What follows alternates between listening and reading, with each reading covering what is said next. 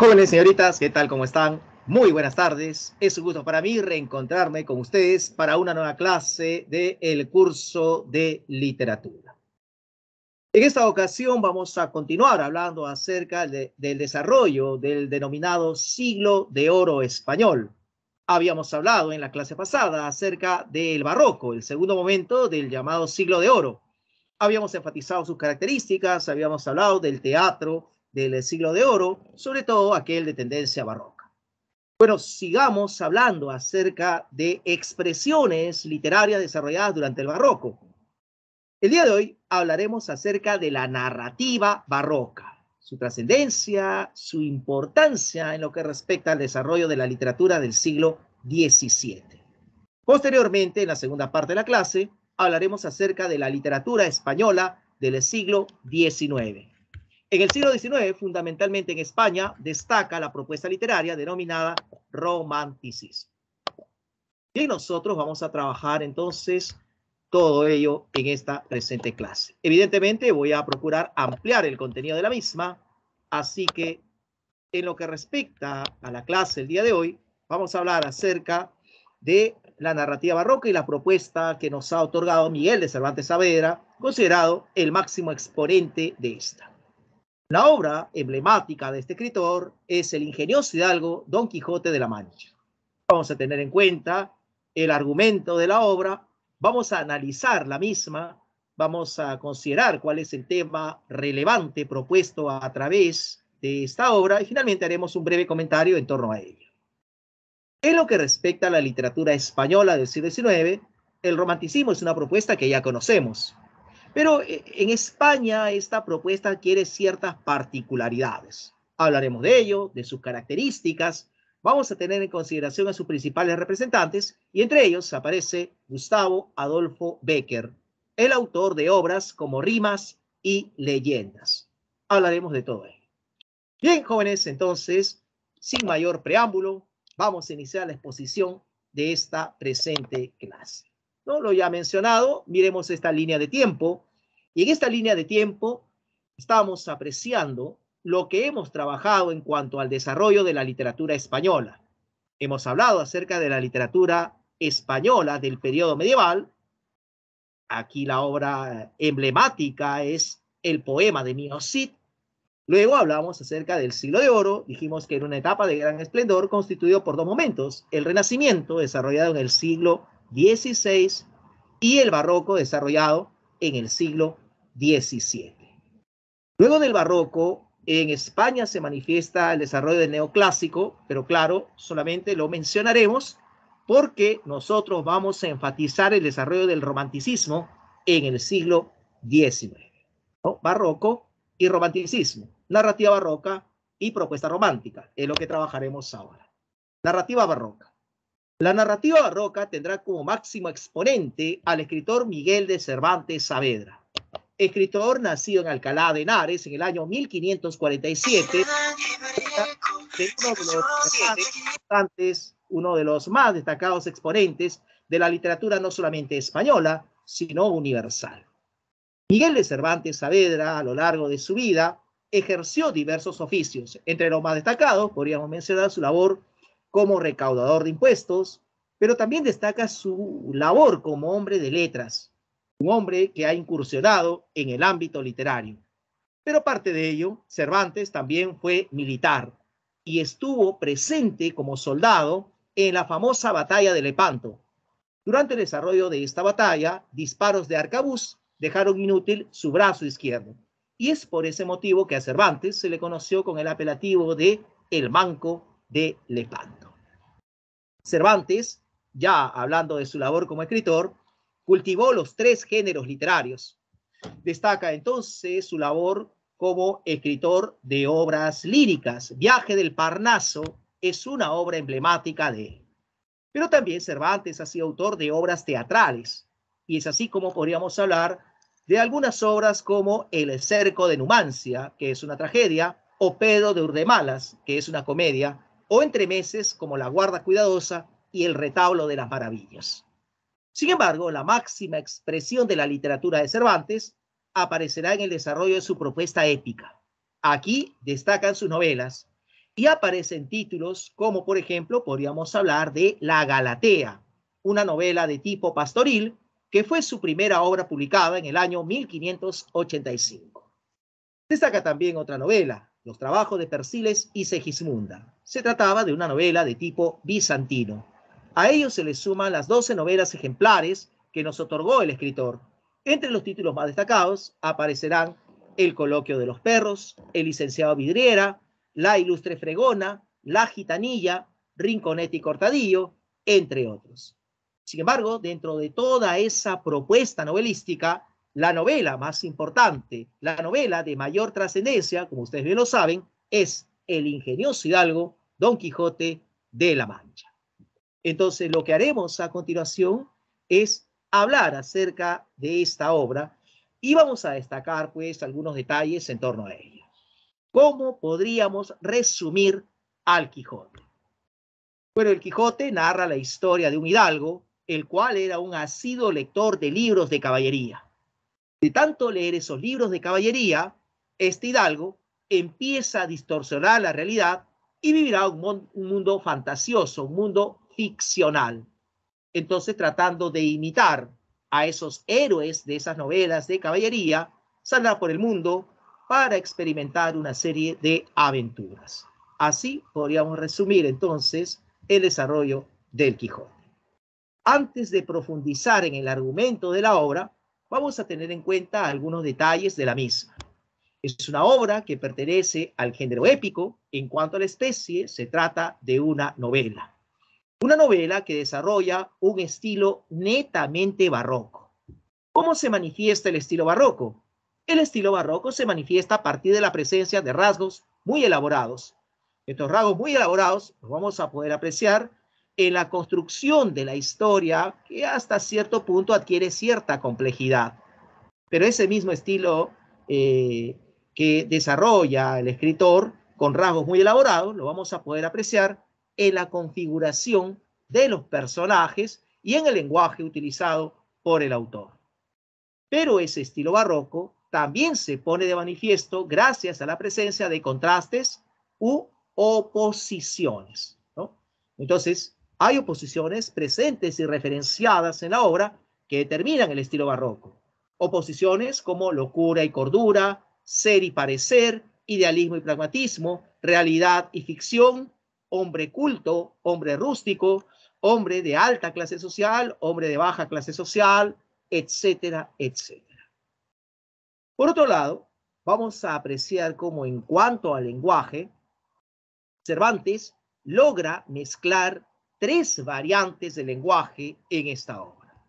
Entonces vamos a poder apreciar, por ejemplo, en algún momento, cómo se impone el lenguaje del narrador. O sea, la voz enunciativa tiene una forma muy particular de comunicarse. A este lenguaje narrativo se le suma el lenguaje señorial, es decir, el lenguaje que es propio de los caballeros andantes y justamente es el que emplea Don Quijote para comunicarse con los demás, ¿no? Lenguaje, pues, totalmente anacrónico, totalmente descontinuado, desfasado. Y sumados a este lenguaje narrativo y señorial, aparece el lenguaje coloquial, o sea, ese lenguaje que utilizan los estratos populares, como por ejemplo es el utilizado por Sancho Panza. Entonces, a esa mezcla de esas tres variantes de lenguaje se le conocerá también como el estilo cervantino. Y bueno, esta es información preliminar en torno a lo que significa el desarrollo del argumento de la historia. Estructuralmente, el ingenioso hidalgo Don Quijote de la Mancha está constituido por dos partes. La primera parte fue publicada en el año 1605 y la segunda parte data del año 1615. En la primera parte se narran las dos primeras salidas que efectúa el protagonista desde su hogar ubicado en La Mancha. Mientras que en la segunda parte se narra la tercera y última salida que éste realiza. Entonces vamos a apreciar pues algunos aspectos resaltantes de lo que acontece en cada una de las salidas del protagonista. Empecemos con la primera parte de esta obra. Habíamos mencionado que el protagonista es un hidalgo un hidalgo llamado Alonso Quijano. Alonso Quijano era un hombre entrado en años, aproximadamente 50 años, de contextura delgada, el cual vivía junto a una sobrina y una criada. En su hogar, él poseía una amplia biblioteca, y es en esa biblioteca que este personaje encontrará esos famosos libros de caballería que tanto le gustaba a la gente. De tanto leer esos libros de caballería, este personaje empieza a distorsionar la realidad y vivirá un mundo ficcional. Entonces, él lo que hará será imitar a esos grandes héroes de las novelas de caballería. Novelas como El Amadís de Gaula o, por ejemplo, Palmerín de Oliva o Tirante el Blanco serán los modelos para Alonso Quijano. Como él concibe la idea de que es uno de esos héroes, entonces ya no se hará llamar Alonso Quijano, sino se hará llamar Don Quijote. Don Quijote de la Mancha porque él procede de esa localidad. Don Quijote de la Mancha necesita de una dama por quien luchar y a quien entregarle su amor. Él la va a nombrar como Dulcinea y buscará encontrar a esa Dulcinea. Por otro lado, a su caballo lo nombrará Rocinante. Y es así entonces como Don Quijote, como se hará llamar, encuentra las armas que le habían pertenecido a su bisabuelo y las lleva consigo. Sale de su hogar y llega a una venta. Una venta es una especie de posada ubicada a lo largo del camino. Él, en su imaginario, cree que esa venta es un castillo. Y entonces ha llegado a ese lugar para que sea armado caballero. El dueño de la venta le seguirá la corriente. Y es así como tras velar esas armas durante la noche, a la mañana siguiente, este dueño de la venta va a nombrar a Don Quijote como caballero. Ahora tiene la investidura de caballero. Como tal, buscará ir por el mundo, pues tratando de desarrollar, tratando de manifestar la concreción de esos ideales caballerescos, ideales justicieros, por ejemplo. Y es así como una de las primeras acciones que realizará como caballero será ayudar a un labrador que estaba siendo azotado. Tras defenderlo, veremos cómo tendrá un percance. Unos mercaderes toledanos lo van a apalear, pero entre las personas aparece un vecino suyo y este, tras reconocerlo, lo obliga a regresar a su hogar en La Mancha. Entonces, vamos a ver cómo lo más relevante de esa primera salida es que Don Quijote ha quedado armado caballero. Muy bien, veamos lo que acontece en la segunda salida. En la segunda salida de nuestro protagonista, apreciaremos la presencia del otro personaje que adquiere importancia dentro de la historia. Nos estamos refiriendo a Sancho Panza. Sancho Panza es un labrador, un hombre del pueblo, quien es convencido por Don Quijote para que lo acompañe en sus múltiples aventuras. Sancho Panza aceptará. Él deja su hogar y su familia y decide convertirse en el escudero de Don Quijote. A ambos personajes les va a esperar una serie de diversas aventuras y una de las más recordadas y reconocidas es la que hace referencia a los molinos de viento. En su locura, Don Quijote cree ver frente a él la presencia de gigantes y a pesar de las palabras de advertencia de Sancho, quien le decía que lo que se encontraba al frente eran molinos de viento, Don Quijote decide atacar y el resultado es totalmente desastroso. Don Quijote terminará pues totalmente herido, muy magullado, incluso vamos a ver cómo él aparece dando vueltas en una de las aspas de esos molinos. Tras esto, vamos a ver cómo le esperan otras situaciones a ambos personajes. Está esa aventura que hace referencia a los frailes y el vizcaíno, y en el desarrollo de estas primeras aventuras de la segunda salida, vamos a ver cuán interesante es la labor de Cervantes, quien va a introducir la idea de la existencia dentro de la historia de la obra titulada El ingenioso hidalgo Don Quijote de la Mancha. Se dice que era una obra que estaba adquiriendo ya fama y que le pertenecía a un árabe llamado Cide Hamed Benengeli. O sea, crea la ilusión Cervantes de la historia dentro de la historia. Pero claro está, hay otras aventuras que Don Quijote y Sancho Panza van a experimentar. Entre ellas, por ejemplo, podríamos hacer referencia a la estancia entre los cabreros. Y aquí Don Quijote hace uso de la palabra frente a esos cabreros, hace gala de su verborrea, hablando sobre diversos temas. Posteriormente está el episodio del entierro de Crisóstomo. Crisóstomo era un pastor el cual estaba muy enamorado de una muchacha llamada Marcela, pero Marcela no correspondía al amor de Crisóstomo.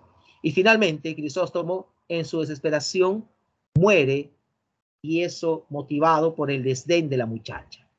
Entonces, cuando se produce ese entierro, aparece Marcela y la gente le reclama, pero ella sostiene que el sentimiento amoroso no solamente tiene que reflejarse y tiene que centrarse en la belleza, sino que tiene otros alcances. Bueno, tras esta situación veremos cómo Don Quijote y Sancho Panza llegan a una segunda venta. Y durante la permanencia en esta venta, los dos personajes hacen referencia a la confección del bálsamo de Fierabras. Según se creía, ese bálsamo podía curar de toda herida, de toda magulladura, de todo golpe. Sin embargo, Don Quijote en esa venta consume y hace gala de las cosas que hay ahí. Él toma usufructo, él toma posesión de ello. Y entonces vamos a ver cómo se retira de ese lugar, pero no quiere pagar nada de lo consumido. Por lo tanto, el dueño y otras personas que estaban en la venta van a buscar la manera de darles un escarmiento a ambos personajes. No lo harán con Don Quijote, sino con Sancho Panza. A Sancho Panza lo ponen al medio, al centro de una manta gigantesca, que era una especie de toldo, y esta manta es agarrada por las personas por los extremos, de tal manera que Sancho será tirado por los aires en esa manta. Una especie de juego y al mismo tiempo de castigo. El dueño de la venta tomará en posesión las alforjas de Sancho Panza. Tras esta situación vamos a ver cómo se presentan otros hechos. Por ejemplo, podríamos hacer referencia a lo que ocurre con Don Quijote cuando aprecia rebaños de ovejas. En su locura, él cree que estas ovejas son ejércitos dispuestos a luchar entre sí. Y como él busca la paz, él disgrega, separa a esas ovejas, ¿no? Y los pastores se van a molestar porque las ovejas estarán desperdigadas y van a terminar golpeando a Don Quijote. Tras ello, vamos a ver cómo aparece aquel episodio que hace referencia al yelmo de Mambrino. Sucede entonces que un día Don Quijote transitaba por el derrotero cuando empieza a caer una terrible lluvia. A lo lejos divisan a un hombre, el cual decide, para protegerse de la lluvia, ponerse sobre la cabeza una bacía. Este hombre era un barbero y se protege de esa manera. Al verlo Don Quijote, entonces, le dice a Sancho que acaba de ver un objeto reluciente. Seguramente es el yelmo de Mambrino. Mambrino era un antiguo rey moro. Quien poseía ese yelmo estaba protegido de cualquier ataque y cualquier golpe. Entonces, en su anhelo, Don Quijote pretende arrebatarle a este individuo ese objeto, ¿no? Don Quijote cree que es el yelmo de Mambrino, pero es una bacía de barbero, es decir, un complemento de su armadura que empleará. Entonces, así vamos a ver cómo acontece ello. Acontecen otras situaciones, por ejemplo, podríamos hablar de la liberación de los galeotes, quienes terminan apedreando a Don Quijote, y la aparición de la princesa Micomicona, que en realidad era una mujer pueblerina llamada Dorotea. A Don Quijote se le hace creer que está experimentando un encantamiento y por eso ve a la princesa Micomicona con la imagen de pueblerina. Por ese motivo será llevado enjaulado desde la ciudad de Montiel hasta su hogar ubicado en La Mancha. Y así serán los encargados de llevarlo el cura y el barbero del cual hicimos mención. Esto es lo que acontece durante esta segunda salida. En la segunda parte de la obra se narra la tercera y última salida que realiza el protagonista. Y aquí vamos a apreciar cómo en el inicio de la segunda parte, el narrador nos informa de la fama que ha adquirido esta importante novela, muy leída por muchos, muy de gusto de otras personas. Pero luego, ya centrándonos en la historia, se manifiesta que en esta tercera salida, Don Quijote y Sancho Panza llegan a El Toboso. Y en El Toboso, finalmente, Don Quijote encuentra a su amada Dulcinea en la imagen de una humilde campesina llamada Aldonza Lorenzo. Entonces, nuevamente a Don Quijote se le hace creer que está experimentando un encantamiento y por eso a Dulcinea la ve como campesina. Pero tras ello vamos a ver cómo hay otras situaciones que experimenta tanto Don Quijote como Sancho Panza. Entre ellas, el encuentro con la carreta de la muerte y el caballero del bosque. Este último se hacía llamar el caballero de los espejos y luchará contra Don Quijote. Su anhelo era vencer, pero increíblemente y ante todo pronóstico, Don Quijote vence al caballero de los espejos. Después descubriremos que en realidad el caballero de los espejos era Sansón Carrasco, un vecino de Don Quijote que buscaba vencerlo para obligarlo a regresar a su hogar. Tras ello se da el episodio de la jaula de los leones. Como Don Quijote quería que su nombre se haga famoso y quería alcanzar gran prestigio, le ordena al dueño de 2 leones que estaban enjaulados que abra una de las jaulas porque Don Quijote quiere enfrentarse a ese león y demostrar pues que es un caballero valiente. El dueño de los leones no tiene ningún inconveniente y entonces abre una de las jaulas. Don Quijote tiene que vencer al león para ser declarado ganador a ese duelo. Se abre la jaula, el león mira a Don Quijote, pero en vez de atacarlo, el león bosteza y se echa a dormir. Entonces el ganador será Don Quijote y empieza pues a ganarse un gran prestigio. Hay otras situaciones que se darán en el desarrollo de esta tercera salida. Está el episodio de las bodas de Camacho. Camacho era un rico labrador y este se iba a casar con una muchacha llamada Quiteria. Entonces, Don Quijote es invitado a esta ceremonia. Entonces, durante el desarrollo de la misma, aparece un antiguo amor de Quiteria, que le dice que está pronto a morir y que como último deseo le pide que no se case y más bien que sea él la persona con quien deba casarse. Quiteria, como siente compasión, acepta y se casa con ese antiguo amor llamado Basilio. Sin embargo, se descubre la mentira y en este caso, pues Camacho, veremos cómo en vez de reclamar a Quiteria o en vez de ir en busca de Basilio, como está con los amigos tomando, decide quedarse y disfrutar de la celebración. Tras ello, vamos a ver cómo hay otros episodios, como la cueva de Montesinos. Don Quijote desciende de esa cueva y no sabe si lo que experimenta allí ha sido verdad o ha sido fantasía. Hay otras situaciones que se mencionan en el desarrollo de esta tercera salida, como por ejemplo el encuentro con una duquesa y su marido, que es el duque, y estos personajes entonces estarán muy maravillados con Don Quijote, pero claro, todo es materia de burla para ellos. Estará dándose también otras situaciones, ¿no? El duque le entrega un territorio a Sancho Panza para que lo gobierne. Entonces se menciona el gobierno de Sancho Panza en la ínsula Barataria, pero Sancho finalmente desiste porque asume que esto depara mucha responsabilidad. Así veremos entonces cómo decide acompañar nuevamente a su amo.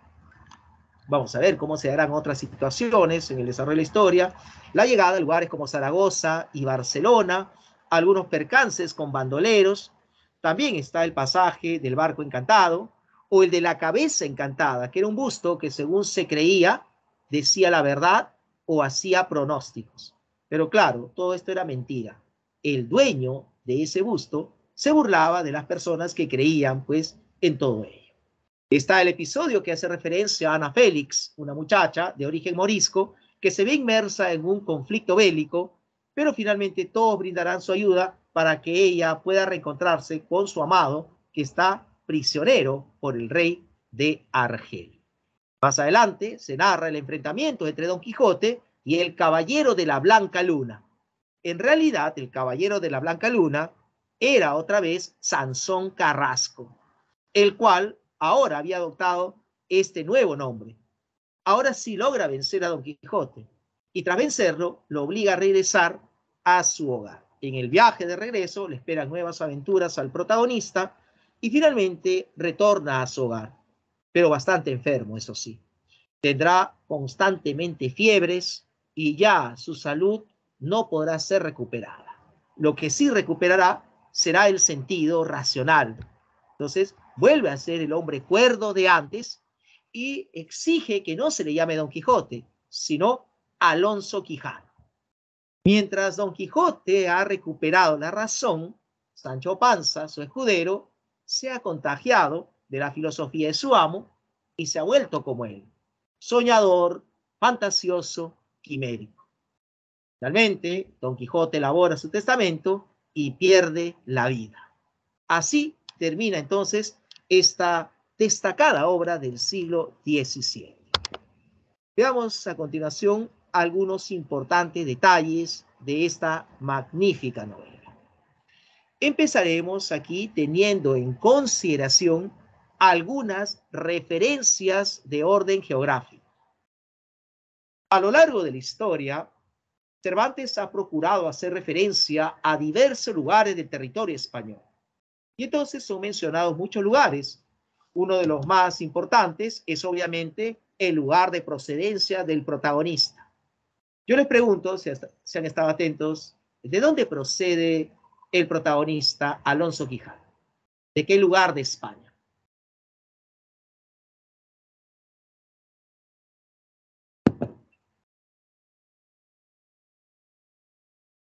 A ver, jóvenes, ¿de dónde procede el protagonista? ¿De qué lugar del territorio español? ¿Alguna opinión?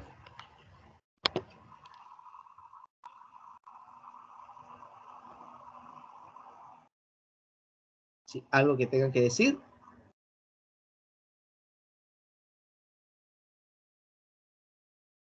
¿De dónde procede el protagonista, estimados alumnos? ¿Cuál es el título de la novela? El ingenioso hidalgo Don Quijote, ¿de dónde? De La Mancha. Obviamente, La Mancha, ¿no? Es uno de los lugares constantemente referenciados. La Mancha, Castilla, Montiel, Puerto Lápices, Sierra Morena, Calatayud, Zaragoza, Barcelona, El Toboso, entre otros, son los lugares referenciados. O sea, se mencionan diversos lugares del territorio español. Hay en la obra también referencias socioculturales, y es que nosotros vamos a apreciar cómo en la obra se evoca, se rememora a la España renacentista, es decir, a la España del siglo XVI. Además, aparecen personajes procedentes de distintos estratos sociales, personajes de la clase alta, personajes de la baja clase social, personajes del pueblo, ¿no? Entonces, hay alrededor de 600 personajes referenciados en la novela. Hay personajes variados, mitológicos, personajes bíblicos, personajes históricos, etc. Ahora, también como referencia sociocultural podríamos mencionar que en el desarrollo de la historia el autor expone una serie de sentimientos. Por ejemplo, la búsqueda de justicia propia de los caballeros, el sentimiento de bondad y el sentimiento del amor. Entonces, esos sentimientos nobles serán la motivación para el proceder, para el accionar de nuestro protagonista. Esto en cuanto a referencias socioculturales. ¿Cuál fue el objetivo de presentarnos esta obra? ¿Qué buscaba entonces aquí Cervantes al otorgarnos el Quijote?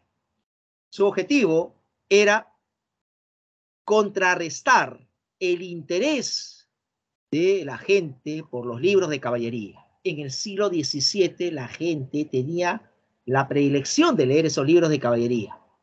¿Qué hizo Cervantes? Cervantes nos otorgó una obra que parodiaba esos libros de caballería.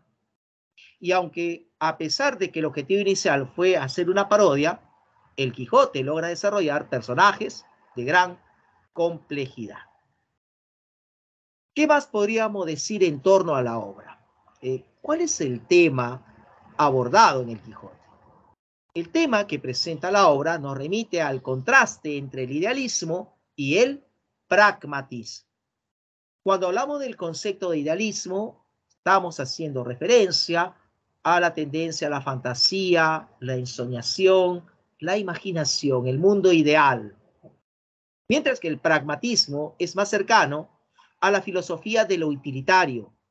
O sea, aquí nosotros debemos concebir lo que es de pronto entendido como lo que sirve para algo o de pronto lo que es más cercano a lo material, o sea, lo materialista, lo objetivo, lo racional. Entonces, estos conceptos que aparecen dentro de la temática propuesta por Cervantes en la obra están relacionados con los personajes principales.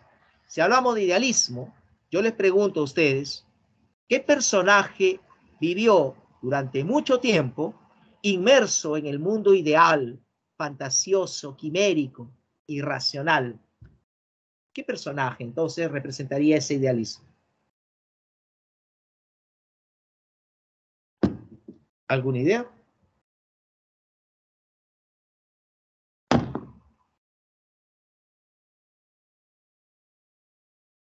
Me gustaría que participen, muchachos. Es interesante a veces intercambiar opiniones. No tengan temor. Entonces, si aquí hay un personaje que se inclina por ese idealismo, ese es Don Quijote. Don Quijote vive inmerso en el mundo ideal, en el mundo fantasioso. Y si hay un personaje que representa el pragmatismo, la filosofía de lo práctico, lo utilitario, ese es Sancho Panza. Entonces, vamos a encontrarnos con el idealista y justiciero, Don Quijote, y con el materialista y pragmático, Sancho Panza. Dos tipologías de personajes totalmente opuestas, pero al mismo tiempo complementarias. Justamente, nosotros lo que vamos a encontrar en ellos es la presencia de dos tipos humanos eternos, el soñador y el realista. Y justamente la presencia de ellos hacen de que la obra adquiera universalidad. Entonces, ese contraste entre el mundo ideal y el mundo pragmático, ese contraste entre el soñador y el realista, no solamente lo expresa la obra, sino que es una situación que vivimos cada uno de nosotros. A veces tenemos algo de soñadores, pero a veces también tenemos algo de realistas, ¿no? Siempre prima una tendencia por sobre la otra. Ahora, independientemente de ello, ¿qué acontece al final de la obra? Al final de la obra se produce un intercambio de psicologías entre los personajes principales. Don Quijote, después de haber vivido inmerso en la fantasía, recupera la razón y vuelve a ser el de antes. Un hombre racional, un hombre de perspectiva concreta, un hombre realista.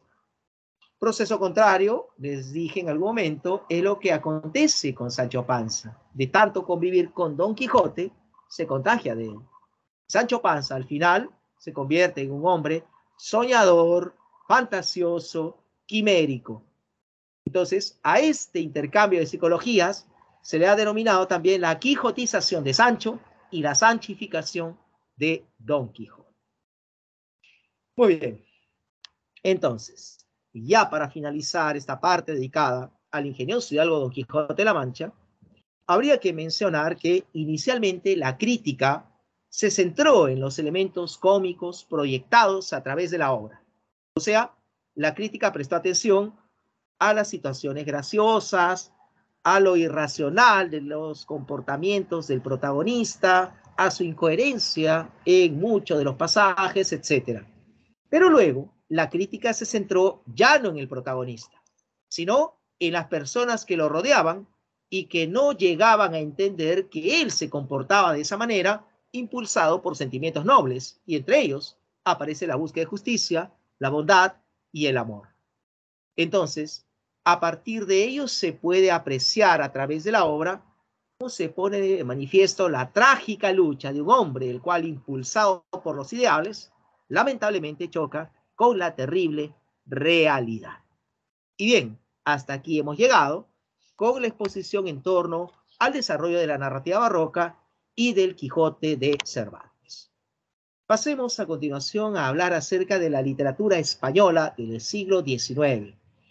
En el siglo XIX, en España, se pone de manifiesto el desarrollo del romanticismo. Nosotros ya tenemos información previa en relación al romanticismo, movimiento literario surgido en Alemania y en el Reino Unido, lo hemos dicho en algún momento, y que empieza a adquirir trascendencia desde finales del siglo XVIII hasta mediados del siglo XIX. Evidentemente, el romanticismo, al difundirse por Europa, llegará a España. Pero España retrasa la consolidación de la propuesta romántica debido a la decisión del rey Fernando VII. Fernando VII era ajeno a la llegada de las ideas liberales y él determinó que aquellos artistas que difundían esta nueva propuesta fuesen castigados con el exilio. Muchos escritores entonces tuvieron que irse de España. Sin embargo, la llegada del romanticismo era un hecho inminente. Por eso, a partir de 1833, Fernando VII dispuso el regreso de esos exiliados.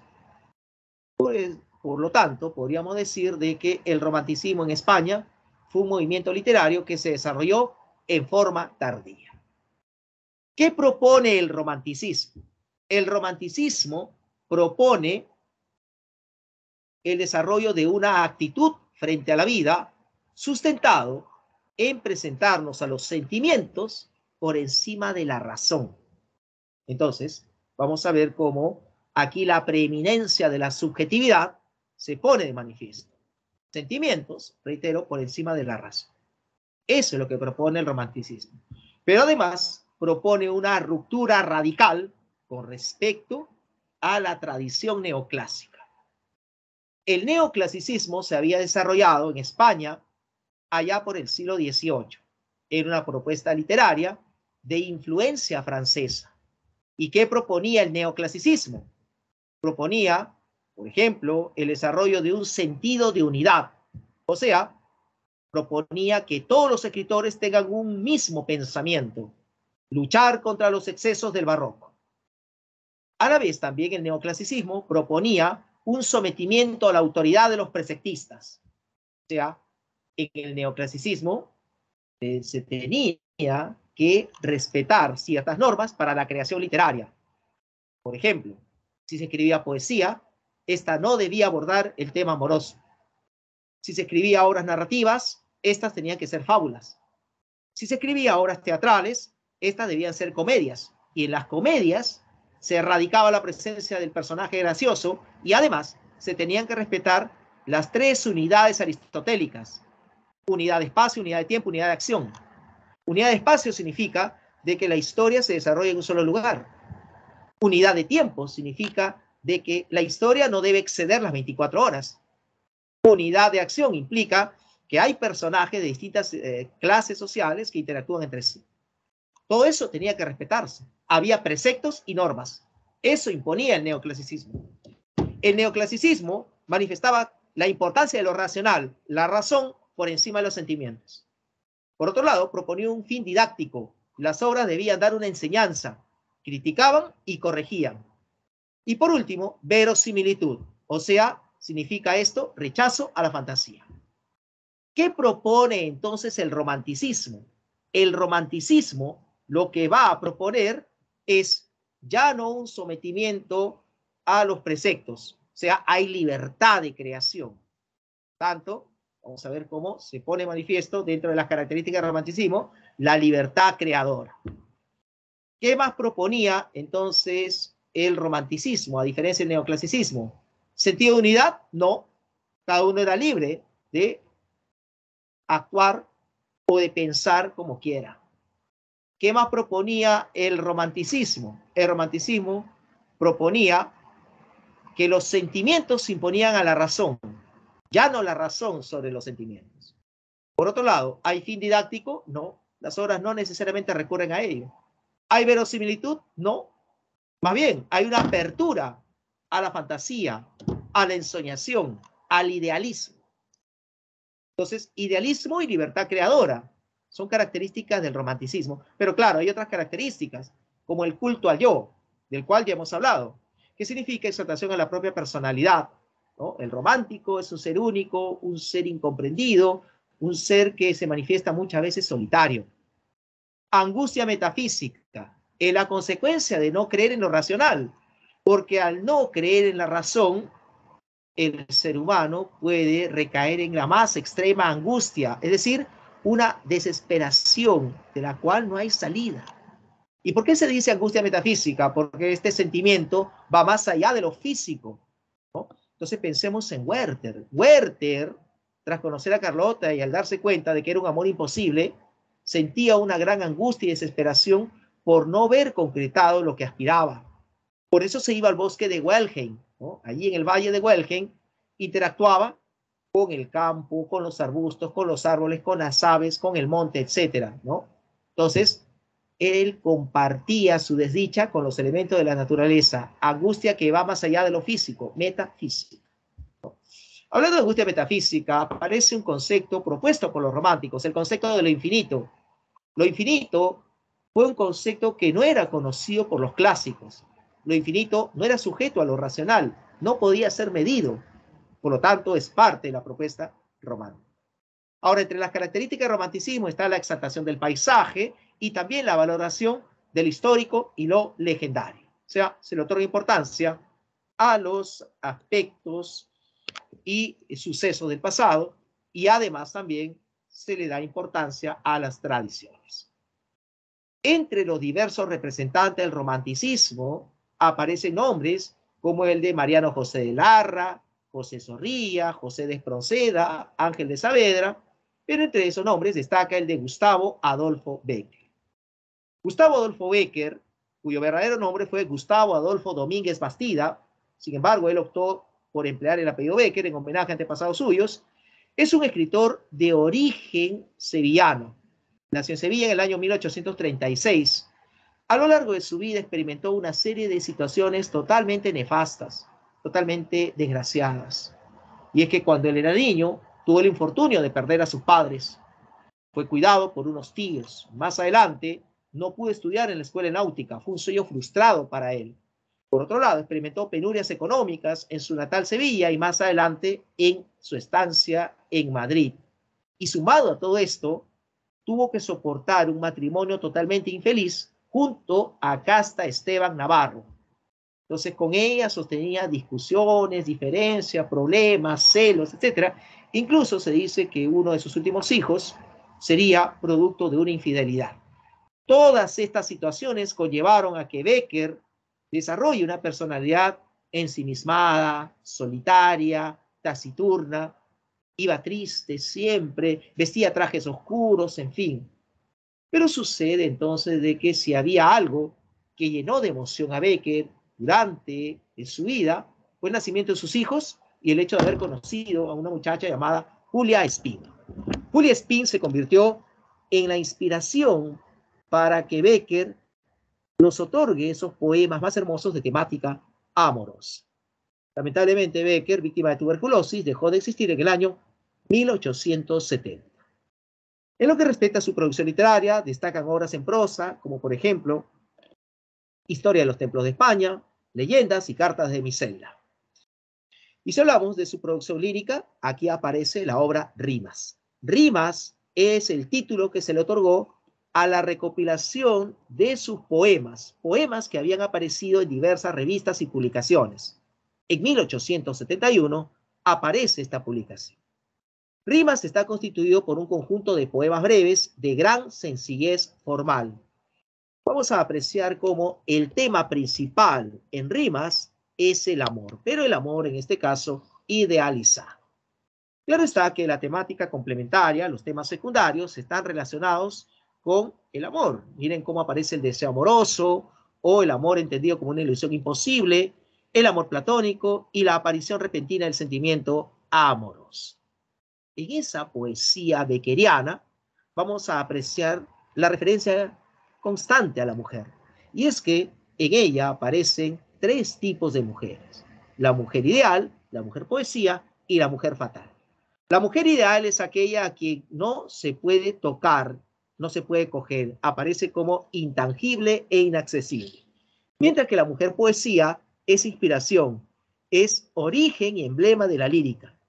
Por otro lado, la mujer fatal es aquella mujer que se muestra como despiadada, sin sentimientos, como si fuese una estatua. Y esta mujer fatal se caracteriza porque logra la confluencia entre el bien y el mal, entre lo terrenal y lo celestial, entre el llanto desconsolado y la sonrisa a plenitud. Entonces, eso es lo que podría mencionarles en torno a la imagen de la mujer presente en la poesía de Becker. Aquí aparece algo de la poesía del autor. Mientras haya unos ojos que reflejen los ojos que los miran, mientras responda el labio suspirando al labio que suspira, mientras sentirse puedan en un beso dos almas confundidas, mientras exista una mujer hermosa, habrá poesía. Y en la rima 21 dice: ¿qué es poesía? Dices mientras clavas en mi pupila tu pupila azul. ¿Qué es poesía? Y tú me lo preguntas. Poesía eres tú, dice el autor. Bien, hablemos entonces de leyendas. Leyendas es un conjunto de relatos, 18 relatos en total, procedentes del ámbito popular y folclórico. En estos relatos, el autor hace referencia a épocas y personajes legendarios. Está constantemente presente aspectos como lo sobrenatural, lo irracional, lo inexplicable. Entre las leyendas más destacadas que nos ha otorgado Becker aparecerán títulos como La Jorca de Oro, Los Ojos Verdes, El Rayo de Luna, Maese Pérez el Arbanista, El Monte de las Ánimas, La Cruz del Diablo, La Promesa, El Beso, entre otras. ¿Cuál es la estructura de una leyenda? La leyenda se presenta de la siguiente manera. Como una especie de introducción aparece de pronto aquí la voz del narrador, quien nos cuenta las circunstancias, es decir, hace referencia al lugar y el tiempo en los cuales él accedió a esa historia. Luego de ello, plantea el desarrollo de la historia a partir de pequeños capítulos. Y finalmente, a manera de conclusión, el autor nos da su opinión acerca de lo relatado.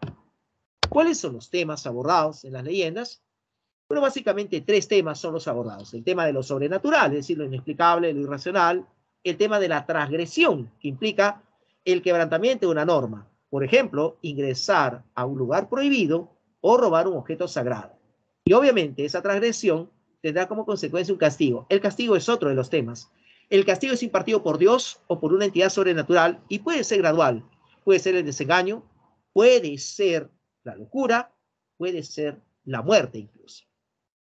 Entre las leyendas que nos ha otorgado Becker aparece la Jorca de Oro, que seguramente ustedes han leído en algún momento. La Jorca de Oro cuenta una historia en torno a ese objeto, una especie de brazalete. Están presentes personajes como María Antúnez y Pedro Alonso de Orellana.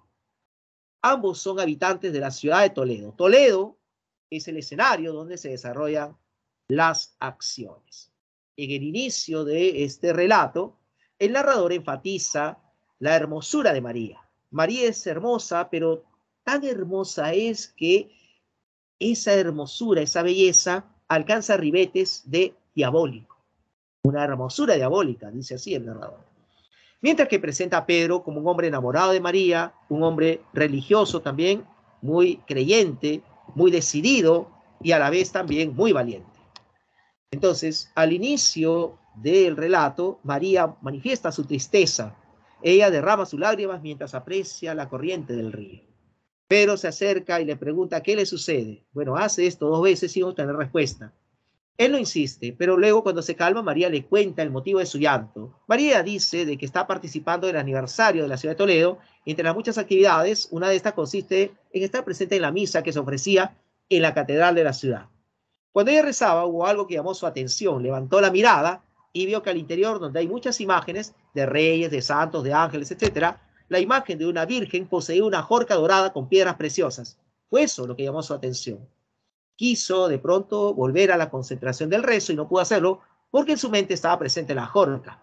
Terminó la misa, se fue a casa y seguía pensando en la jorca. Llegó la noche y ella seguía pensando en la jorca. Avanzaron las horas y poco antes del amanecer, el cansancio hizo de que María tenga un instante de dormitación. Y en sueños apareció la silueta de la Virgen del interior de la catedral. En realidad era una muchacha muy parecida a la propia María, quien le habló en sueños y le dijo: María, María, escúchame bien, en tu vida tú podrás tener muchas joyas, pero una jorca como la que poseo nunca la tendrás. ¿Me escuchaste bien? Nunca, nunca, nunca. Y María se despertó y en sus oídos resonaban esas palabras: nunca, nunca, nunca. Entonces, ese es el motivo de su llanto, de su tristeza, de su amargura, porque se da cuenta de que nunca poseería una joya tan costosísima. Pedro, al escuchar esto, siente una impotencia porque no sabe cómo ayudar a María. Él no puede permitir que su amada sufra de esa manera y está decidido a hacer lo que sea con tal de verla feliz. Y le pregunta: ¿qué imagen poseía esa jorca? Y ella le responde que la Virgen del Sagrario. Pero la Virgen del Sagrario es la santa patrona de la ciudad de Toledo. Por lo tanto, Pedro no puede atentar contra ella. Y al ver esa reacción, María vuelve a llorar, y esta es una forma de condicionar lo que hará más adelante Pedro. Y es que Pedro, pasado cierto tiempo, aparece a medianoche en las afueras de la catedral. Está esperando que esta quede vacía para cometer un sacrilegio. Cuando ya no hay nadie, Pedro atraviesa el jardín e ingresa a la catedral. Ya en su interior cierra los ojos y le arrebata la jorca a la imagen de la Virgen del Sagrario. Cuando abre los ojos para huir, se da cuenta de que las otras imágenes del interior de la catedral pareciera que hubiesen cobrado vida y han rodeado a Pedro. Y estas imágenes carecen de pupila. Pedro, horrorizado, grita y pide ayuda, pero es medianoche y la catedral está vacía. Y vuelve a gritar, pero nadie lo va a socorrer. Finalmente, él se desmaya. Y a la mañana siguiente, cuando los primeros feligreses llegan a la catedral, encuentran a Pedro al costado del altar, con la jorca en la mano, gritando: ¡es suya, es suya! ¿Es suya qué? La jorca. ¿Pero de quién? ¿De María o de la Virgen? Al final no lo sabremos. Y no lo sabremos porque Pedrito ha sido castigado y su castigo ha sido recaer en la locura. Así termina la Jorca de Oro. Y miren ustedes cómo en esta leyenda Gustavo Adolfo Bécquer incorpora el aporte de otros románticos como el aporte de Víctor Hugo. El francés, autor de Los Miserables, es autor de la obra teatral Cromwell. Y en el prólogo de Cromwell, Víctor Hugo hace referencia a lo grotesco. Que lo grotesco es una característica de los tiempos modernos. Lo grotesco plantea una mezcla inusual: el bien y el mal, lo bello y lo feo, lo deforme y lo gracioso. De esa perspectiva, miren ustedes cómo aparece el personaje María, quien se caracteriza por su hermosura, pero su hermosura es tildada como diabólica. Entonces, fíjense cómo lo bello aparece unido a lo demoníaco. O si quieren verlo de otra manera, externamente María es hermosa, pero internamente, ¿cómo es? ¿Cómo es, según lo que han escuchado ustedes? Es obsesiva, es manipuladora, es inescrupulosa, es interesada, es ambiciosa, etcétera, ¿no? Demostrando ello fealdad en cuanto a su característica. Bien, jóvenes, entonces, esto sería todo por el día de hoy. ¿Alguna opinión en torno a la clase antes de compartir las claves? ¿Sí? ¿Alguna crítica tal vez a la clase el día de hoy? ¿O todo está quedado claro? ¿Todo está bien?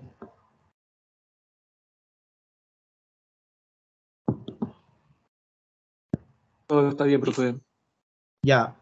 Bueno, mientras comparto con ustedes la clave de las preguntas, yo les voy a agradecer pues todo este tiempo en el cual he podido dictarle las clases. Es la última clase que llevará conmigo. La siguiente semana y en adelante será otro docente quien asuma la responsabilidad de brindarle las clases respectivas. Así que muy agradecido con ustedes y el mayor de los éxitos en lo que les espera a todos ustedes. Muy bien, muchísimas gracias. Cuídense bastante. Nos estamos viendo quizás en este largo camino de la vida. Nos vemos. Ya, profe.